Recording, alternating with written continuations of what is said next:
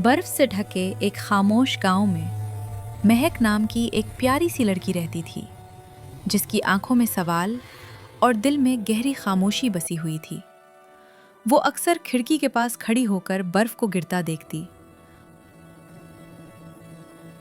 और अपनी माँ की यादों में खो जाती, जिसकी आखिरी बात आज भी उसके दिल में जिंदा थी कि अंधेरे के बाद रोशनी जरूर आती है।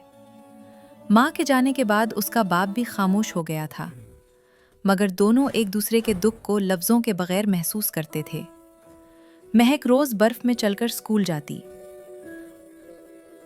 वहां खिड़की से बाहर देखते हुए वो अपने एहसासात कागज पर उतारने लगी।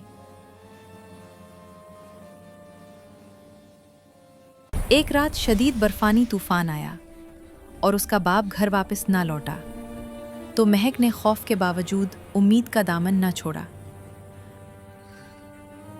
अगली सुबह गांव वालों के साथ तलाश में निकली और आखिरकार बाप को जिंदा पाकर उसके गले लग गई।